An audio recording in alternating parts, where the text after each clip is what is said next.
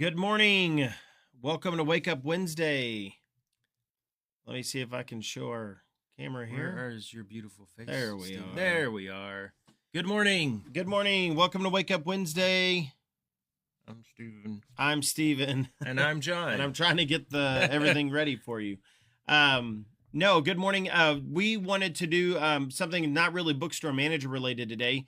There's a lot of data breaches that happen now, and data is just really crucial security data that can be out there on the dark web, and you may have no idea what the dark web is, and that's okay. But what we wanted to do today is just kind of jump in and show you some things that you can do to kind of check that information. And I would say, like, one key thing is don't use the same password on everything. It's so easy to do that.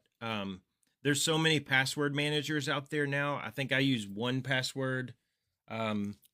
There's some free ones out there also. I think Apple even includes their own.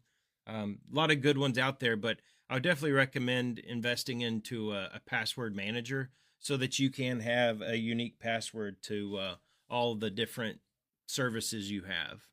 Yeah, and so one thing, we're going to share a link. Let me go ahead and I'm going to pull up. You can see my beautiful family there. There's Luke, Landon, and Jana. But I actually have a website pulled up for us. Maybe somewhere. There it is. So AT&T, actually, this article was released back, I believe, in April. I think it was April. Yeah, April 11th. And I'm going to post this link in there. So if you're a AT&T user, you want to make sure that. Did I say AT&T? I thought I said Apple. So AT&T had a major data breach, and so if you used AT&T, you definitely need to do this. But it's even good if you don't use AT&T, just to kind of see what data is out there, and you can go through that article. I'll actually post just a link directly. I'm going to post another link in here. This is the link to actually run the utility that we're going to talk about today. That first one is that'll actually go to and do the scan for you. But read through that article. It'll kind of explain how your data and how you can check it and all that kind of information, what all is linked to you and things like that. And I've actually done a couple of scans on myself, but I would do this for all of your email addresses just to kind of see. And I'll also show you kind of why it's not safe. So on here, if you look, I used my personal email address right here. And what I did is, first thing you do, just so you know, when you go to that link, you'll put in your email address, and then it'll send you a email to that email address that gives you a security code. And then you'll go to your email, get that code, put it in, and then it'll actually give you these results.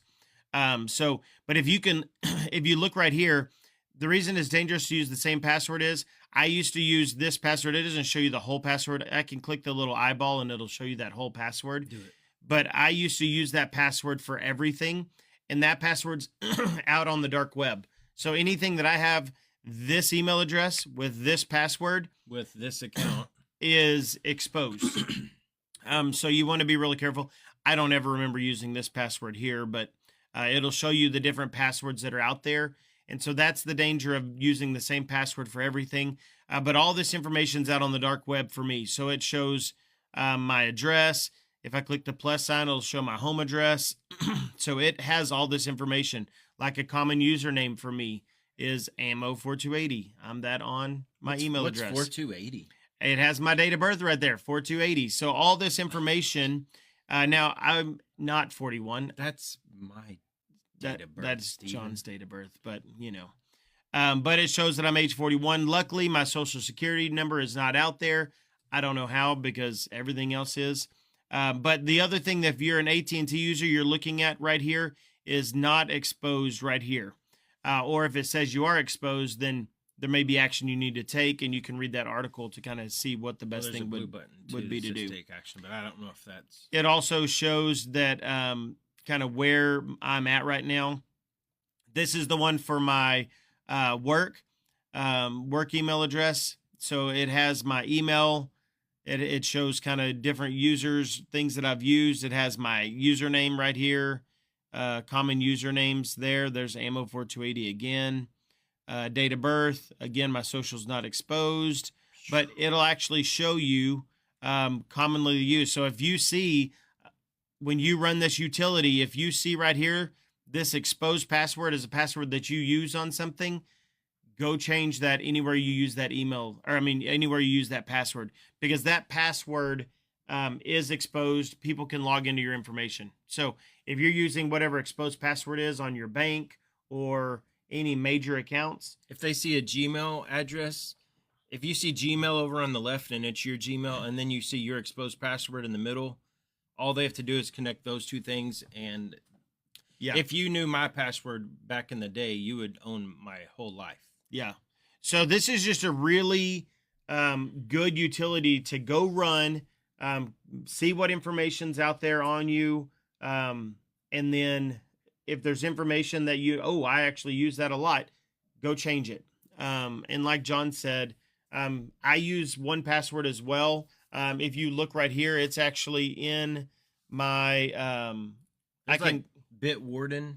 yeah, there's a Might bunch be of a them, but free- like it yeah. puts it right into my browser. So anytime I save a new password, it'll save that login information, and it'll even create a unique password for me as well. So like I can click on this and say new item, and I can do a login. And when I create a new login, just kind of show you how this one actually works. If I come in here and I say I'm going to do a new login right here, and I say this is for random website, okay, I can actually go give the website address. So anytime I'm on this address, it'll use randomaddress.com. Maybe that's gmail.com, and I can go give my login. So maybe my login is that email that we saw earlier. And then here, I can just click on this little wrench thing here, and it'll create me It's a key. a key. Oh, it is a key. My vision's horrible, I guess. But it'll create you a generic password, and you can go down and make it some shorter passwords if you want. And then when I save this, I can save it. I can click it to copy and paste over to a website. So it's a good one to use, but there's a bunch of good ones out there that you can use. This one is just one I happen to use that's really easy. And most of them have a browser plug-in. And yeah. So, And it's on my phone. So if I ever need a password on my phone, I can just pop it up on my phone, look up any password. So I have gone in and created unique passwords for about 95% of the things. There's some that are real insecure, insignificant things that I didn't go in and change that old like password. if somebody gets that password and they get into that site, Yeah, if it's they like, get oh, into who that account, I'm cares? like, No. it's not a big deal. So, but yeah, so today is all about security, making sure you're doing things. Make sure that on your computers, especially your Bookstore Manager server, that you have, added security on there. If you get a computer from us, we add all the security through the Windows security program. Windows Defender is usually on Windows, and that's free. Yeah. But a good one I would say to add is Malwarebytes is. And it's actually, this is a Malwarebytes utility that we're using today. We both use Malwarebytes on our work PCs and our home PCs. So it's something that we buy on our own that we believe works really well. It's not too expensive. They run it on sale all the time too. But the other thing is Windows 10 is coming to an end in 9 months, I think. Security updates, whatever it is. So when that happens, you need to upgrade to Windows 11. Or if you're still running some older legacy systems like Windows 7 or Windows 10, at that point, you can run a security software to still help with security protocols, because Windows will no longer be doing security updates at that time. Mhm. So please let us know if you have any questions, or if you need further clarification on what I've shown you today. One real quick. We are sending Windows 11 on our system, so Windows 11 is good. Yeah, we've been sending Windows 11 for a while now. So if you've got a new machine from us, you're on Windows 11.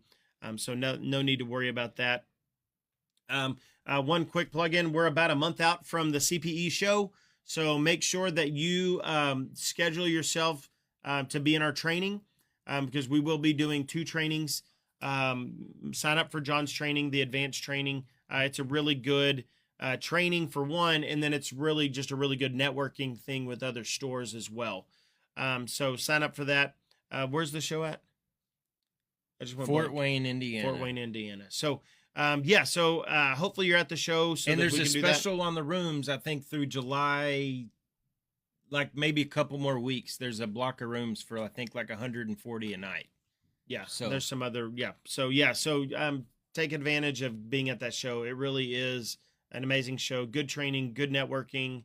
Reimbursement program is yeah. amazing. Yeah, they've got a Phenomenal. really good reimbursement program. So it's just and it's the one of the biggest shows for Christian retailers. So the biggest show for the Christian retailers. So but yeah, so please let us know if you have any questions on anything we covered today. Know that we are praying for you. If you have specific prayer requests, please send those to us. We do want to be lifting you up in prayer and praying over what's going on in your store or in your employees' lives, your staff lives. We want to be praying over those things. So please share those with us. And then trying to think of anything else. I think that's got If everything. you're not on version 9, I always want to just get the plug in there. Yeah, most of you are. We just have a handful of stores that are still on version 8 now, so that's good. We are making changes all the time.